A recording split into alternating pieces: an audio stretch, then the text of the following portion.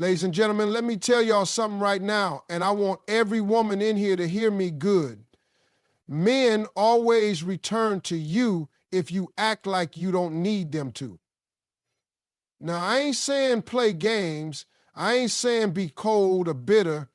I'm saying walk in the kind of confidence that says, I know who I am with or without you. That's the kind of energy that pulls a man back every time. Let me break it down for you plain and simple. Confidence is the most attractive thing a woman can wear. It don't matter what kind of dress you got on, what shoes you rocking, how perfect your makeup is. If you ain't wearing confidence, you're missing the one thing that turns heads before you even say a word. You can be the most beautiful woman in the room, but if you don't know it, if you don't feel it, that insecurity walks in before you do. And let me tell you something, men can smell that from across the room. It's not what you look like, it's what you carry. It's how you walk in, how you look people in the eye, how you carry your energy. That's what makes people stop and notice. When a woman knows who she is, when she walks in her worth, when she ain't begging for attention or validation, that's a different kind of power. And that kind of woman, she stays in a man's mind long after she leaves the room. I'm telling you. Men might get distracted by looks, but they get attached to energy. And the energy of a confident woman is unforgettable. She don't chase. She don't compete. She don't try to prove herself to nobody. Why? Because she knows she's the table. Not just bringing something to the table. She is the table. You want to know when a man really starts to take you seriously? It's when you show him that you're good, not in a rude, arrogant way, but in that calm, unshakable way that says, I got me, whether you choose me or not. That kind of woman makes a man think twice about playing games. That kind of woman makes a man level up or leave. And you want that. You want to be the kind of woman that challenges a man to grow, not the one that makes herself smaller just to keep a man around. I've seen so many women dim their light, shrink themselves just to make a man feel comfortable. Baby, no. The right man will never ask you to get smaller so he can feel big. The right man will love your shine, but that starts with you loving your shine first. If you don't see your value, how can anybody else? If you keep looking to other people to tell you you're enough, you're going to be chasing that approval for the rest of your life. Now listen, I get it. Confidence don't come easy all the time. Life hits you, heartbreak happens. People you loved didn't love you back the way you deserved. But confidence ain't about having a perfect life. It's about making a decision every single day to remind yourself who you are, no matter what you've been through. Confidence says, I know what I've been through, and I still rise. It's that quiet fire in your soul, that grace in your stride, that peace in your silence. It don't have to be loud. It don't have to be flashy. It just has to be real. And when that confidence is real, you won't need to do the most. You won't need to beg, argue, or fight for a spot in anyone's life. You won't be afraid to walk away from anything that doesn't align with your worth, because a confident woman doesn't fear being alone. She fears being somewhere that diminishes who she is. Let me tell you something that might change how you look at everything. The man that's meant for you will not be intimidated by your confidence. He'll be inspired by it. He'll step to you with respect because he knows you're not here to play games. And if he's not ready, that's okay. You don't shrink. You don't pause your growth. You keep it moving, you keep building, you keep becoming, because confidence isn't just attractive, it's magnetic. And when you've got it, everything that's meant for you finds its way. That's real talk. Let me tell y'all something that'll change your life if you really let it sink in. How you treat yourself sets the standard for how the world treats you. See, people don't give you what you deserve, they give you what you accept. And if you don't respect yourself first, don't expect nobody else to do it for you. I'm telling you the truth right now. Self-respect is not just something you think about, it's something you live. It's how you move, it's what you tolerate, it's what you walk away from. It's what you don't explain anymore. You can be the kindest, sweetest, most beautiful soul out there, but if you're constantly letting people cross boundaries, lie to you, play with your time and your energy, then guess what? You're telling them it's okay. You're telling them, hey, I don't require better, so do what you want. And listen, I'm not judging you. I know sometimes it comes from love, from patience, from hoping that they'll change. But at some point, you got to realize love without respect is not love. Patience without boundaries is just permission. And hoping without action keeps you stuck in cycles you were meant to grow out of. See, when you respect yourself, you stop trying to prove your worth to people who never deserved access to you in the first place. You stop calling it loyalty when really it's just fear of being alone. You stop saying, I'm just being understanding, when really you're just ignoring red flags. Baby, no, that ain't strength. That's you forgetting who you are. And let me remind you, you're not here to be anybody's maybe. You're not here to be an option. You're not here to beg for the bare minimum like it's gold. You're a whole blessing. Start acting like it. People will only do what you allow. That's why your standards matter, your boundaries matter, your no matters.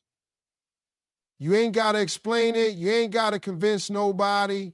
If somebody's offended by your self-respect, they were never planning to treat you right anyway. Let them go. Because the right ones, they don't get mad when you raise your standards. They rise to meet them. Now, here's where it gets real. Sometimes the hardest part of self-respect is walking away from what you wanted. It's leaving that person you love because you finally love yourself more. It's choosing peace over chaos even when that chaos feels familiar. It's saying, I don't like how I feel when I'm around you, so I'm choosing me. And that ain't easy, that hurts. But it heals, and that healing, that's the moment you take your power back. And don't let nobody guilt trip you for demanding better. You ain't too much. You ain't hard to love. You just finally showing up for yourself in a world that's used to you shrinking. You're finally saying, I'm not available for anything less than what aligns with my worth. And baby, that changes the game. That energy shifts the whole atmosphere around you. People start to step different when they know you ain't tolerating foolishness no more. And I know, sometimes it feels lonely when you're standing up for yourself, but that's okay. Because that season of solitude, that's when you grow. That's when you get clear. That's when you stop settling for crumbs and start realizing you're meant for the whole damn cake. You weren't created to be second choice, to be in someone's life just because it's convenient for them. Nah, you were created to be chosen, fully, completely, without hesitation. So I'm telling you right now, respect yourself so loudly that nobody can ever question it. Speak up for yourself. Protect your peace. Walk away from what doesn't honor you, because every time you do, and more importantly, you're teaching yourself that you are worth protecting, that you are worth choosing, that you are enough. Let me tell you something that a lot of folks don't want to hear, but they need to. Sometimes the loudest thing you can say is nothing. Silence, baby. That's silence, that's power, that's presence. That's you saying everything without saying a word. See, when you've been disrespected, overlooked, played with, lied to, your first instinct might be to talk, to explain, to plead, to beg them to see your worth. But let me tell you something right now. Begging don't move people.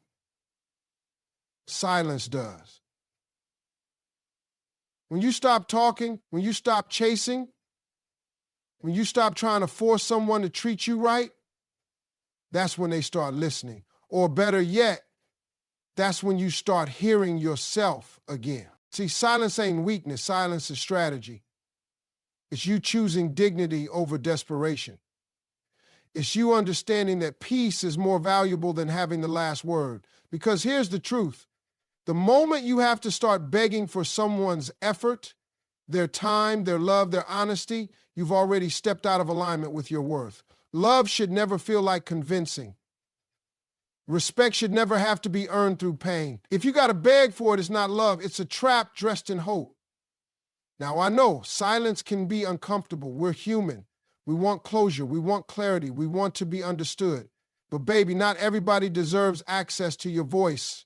Not everyone earns the right to hear your heart. Sometimes the most powerful thing you can do is just fall back. Let them wonder. Let them feel your absence.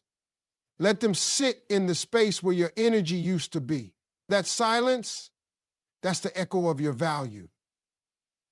That's the weight of your presence. And when it's gone, oh, they'll feel it. The problem is too many of y'all are trying to talk your way back into spaces you were already too big for. You keep explaining yourself to people who ain't listening. You keep lowering your standards for folks who never planned to meet them anyway. And every time you do that, you chip away at your self-worth. Every time you beg, you lose a little piece of your voice.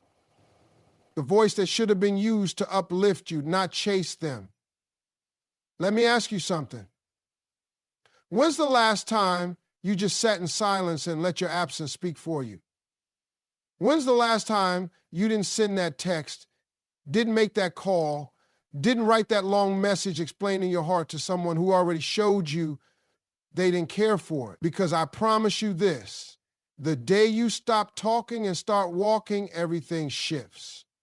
You gain clarity, you regain control. You remind yourself of who the hell you are. I've seen women try to fix everything with words, trying to be understanding, trying to be patient, trying to communicate. And that's beautiful, that's mature. But it only works with someone who's ready to meet you there. If they ain't listening, your voice becomes background noise. That's when silence is the move. That's when pulling back becomes the lesson. Because silence does what words never could. It shows them what life looks like without your presence. And trust me, that absence, it hits different. You don't have to announce your boundaries. You don't have to scream your standards. You don't have to fight to be seen. You just stop showing up where you're not valued. That silence will echo louder than any argument. It will make more noise than any confrontation. Because real ones feel your silence before they hear your words. So stop wasting your breath on people who treat your presence like it's optional. Stop giving explanations to folks who already made up their mind. Your silence is not passive, it's powerful. It's you saying, I choose me. I protect my peace. I know my worth. And once you start moving like that, trust me, the game changes. Let me go ahead and say something to you that might sting at first, but will set you free if you let it. The best way to respond to pain, disrespect, heartbreak, betrayal is to level up. Not to clap back, not to send some long message, not to show them you're hurting. No, baby, you show them through elevation. You turn your pain into power and your heartbreak into hustle, because there is no greater revenge in this life than becoming everything they thought you wouldn't, couldn't, or didn't have the strength to be. See, people expect you to stay stuck. They expect you to fold. They expect you to fall apart when they walk away. Some of them even count on it. They leave hoping you'll break down so they can feel better about how they treated you. But the moment you choose to rise instead of sink, the moment you focus on your glow up, your goals, your healing, that's when you flip the script. That's when you take your power back. Let me be real. Revenge ain't about hurting them. It's about refusing to let what they did define your life. It's about showing yourself first, then the world, that nothing and no one has the power to stop your shine. And listen, leveling up don't always mean flashing money or showing off on social media. That ain't the core of it. Leveling up is personal. It's emotional, it's spiritual. It's waking up every day and choosing growth instead of bitterness. It's going to therapy, getting in shape, starting that business, reading those books, surrounding yourself with people who love you right. And the beautiful part, you ain't got to announce it. You don't have to post your every move. Your energy will speak for itself. The glow up is always loud, even when you're silent. When you start walking in confidence, when you carry peace on your face and purpose in your steps, people feel that. The same ones who ghosted you, played you, lied to you, doubted you, they'll start checking for you when they see you leveling up. That's just how it goes. But the point ain't to take them back. The point is they no longer fit the life you're building. You've outgrown the version of yourself that tolerated them in the first place. Let me tell you something from the heart. You don't need revenge in the way the world teaches it. You don't need to wish for their downfall or hope karma hits them. That's wasted energy. What you need is to focus on becoming. You need to become so aligned with who you really are, so tapped into your worth and your potential that nothing outside of you can shake you anymore. Because real revenge is peace. Real revenge is joy. Real revenge is waking up one day and realizing you're not even mad anymore. You're grateful. Grateful that they left. Grateful that they hurt you. Grateful that it pushed you to grow. That's when you know you've won. And I'm not saying it don't hurt. I'm not saying you shouldn't cry, shouldn't grieve, shouldn't feel what you feel. You should, you have to. But once the tears dry, once the dust settles, you've got a choice to make. You can stay stuck or you can rise. You can keep replaying what they did to you, or you can start rewriting your own story. Choose the rewrite. Choose the rise. Choose to level up so hard that even you look back one day and say, damn, I really made it through that. And let's talk about what leveling up really looks like. It's not overnight. It's not some pretty little montage. It's messy. It's lonely sometimes. You'll lose people. You'll outgrow places. You'll shed layers you didn't even know you had. But it's worth it. Every step you take toward becoming your best self is a step away from everything and everyone that ever made you feel like you weren't enough. There's a power that comes with progress, a kind of quiet revenge that doesn't need to be served cold, just needs to be served. Let them watch you build. Let them watch you thrive. Let them wonder how you did it. And when they come back around, and trust me, they always do, you won't need to say a word. Your life will say it all. Your peace will be the proof. Your growth will be the closure. That's the real win. That's the real revenge. That's the level up. Let me give you something real that most people don't learn until they've been through some hard times. Detachment is not about not caring. It's about caring correctly. It's about understanding that peace and power come from knowing how to love without losing yourself. See, emotional control, that's not about being cold or heartless. It's about being wise with your energy. It's about knowing what's yours to carry and what ain't.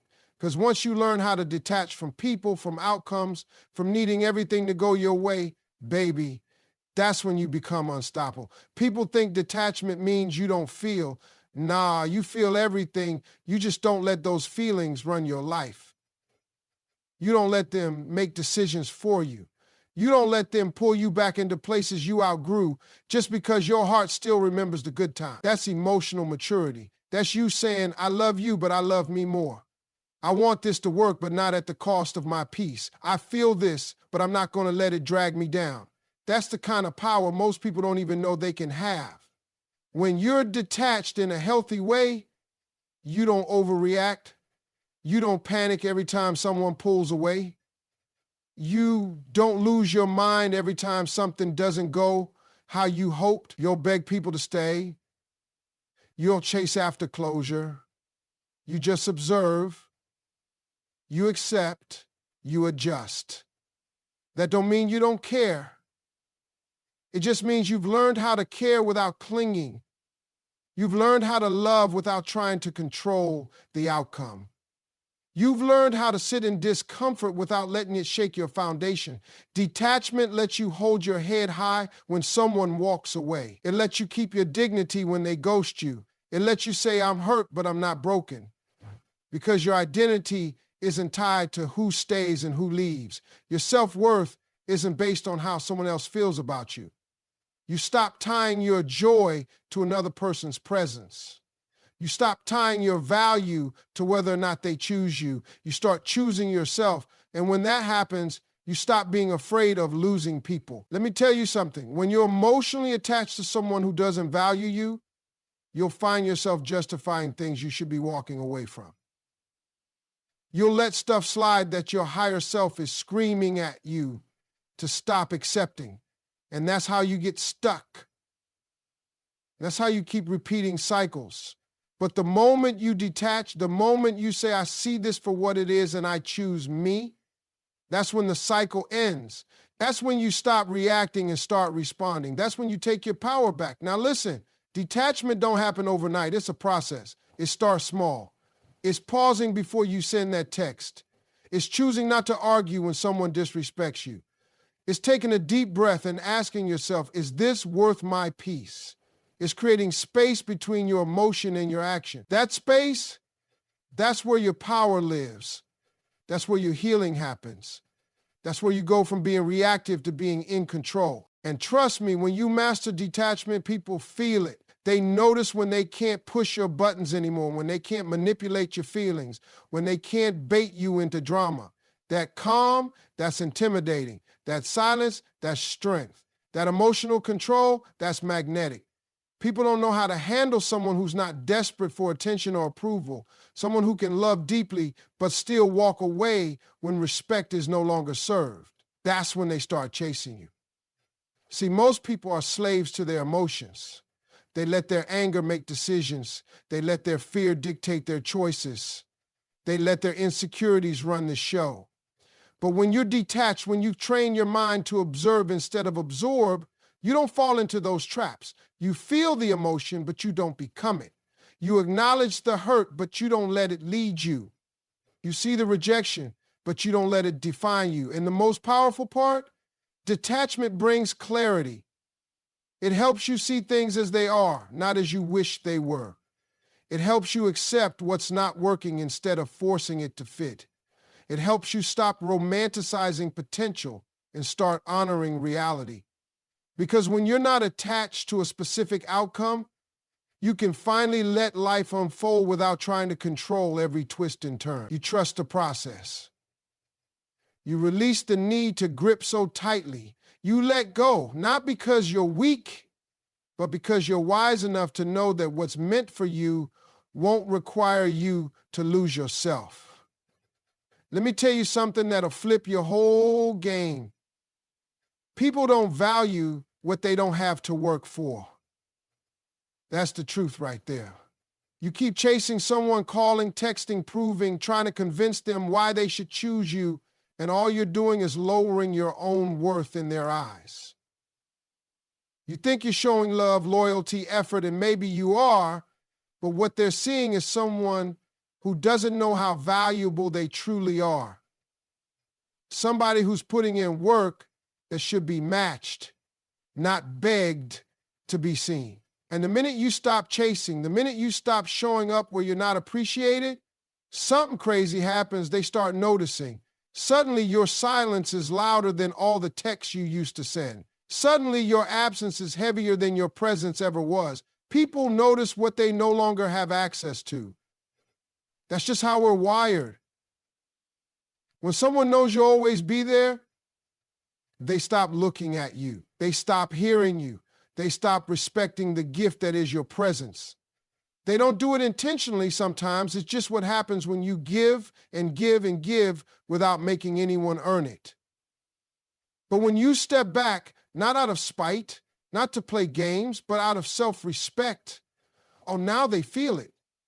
Now your name starts showing up in their mind, not because you reminded them, but because the silence you left behind is doing all the talking. You see, energy is everything. When you're chasing someone, they can feel that. It's a pull, it's pressure.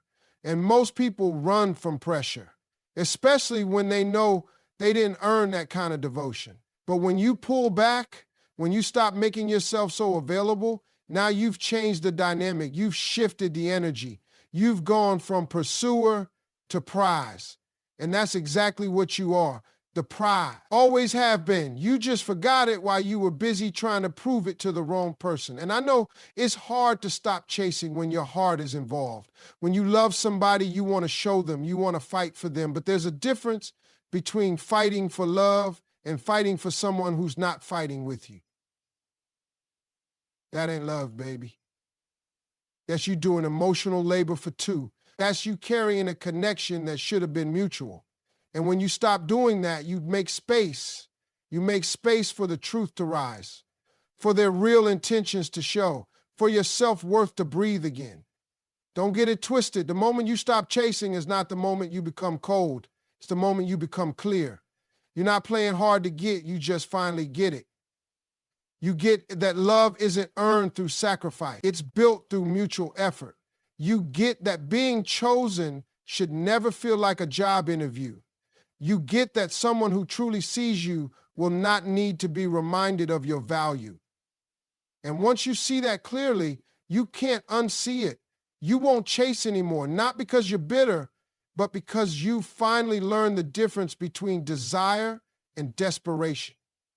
Now, let's be real. When you stop chasing, some people will come back, not because they've changed, not because they suddenly woke up enlightened, but because they missed the attention. They missed the version of you that made them feel powerful. But guess what? You've changed now. You're not that version anymore. You're not looking for validation from someone who couldn't love you right the first time. You're not giving access to someone who only noticed your worth once it benefited them. You've evolved. Your silence has spoken. Your peace has spoken. The way you've been leveling up without them has spoken. And now they want back in. But this time, you're not chasing, you're not bending, you're not shrinking, you're watching. You're discerning. You're choosing from a place of power now, not pain. And that right there, that's how you win. Because here's the truth. When you stop chasing, you don't just get them to notice. You start noticing yourself. You start noticing how much time you wasted trying to fit into someone's life who couldn't even make space for you. You start noticing how peaceful it is when your phone doesn't vibrate with anxiety. You start noticing how free you feel when your worth isn't tied to someone else's inconsistency. That clarity, that stillness, that's the reward. That's what makes everything else fall into place. When you stop chasing, you start attracting the right people, the right energy, the right opportunities. They all flow to you when you're no longer pouring yourself out just to feel worthy. You become a magnet. Not because you're trying to be wanted, but because you're walking in your worth so confidently, people have to take notice. So let them notice. Let them feel the shift. Let your absence echo in the spaces where your presence used to be taken for granted. And when they come back, if they come back, make sure you don't shrink to fit into the old version of you they remember. Keep growing. Keep rising. Because when you stop chasing, that's when you truly start living.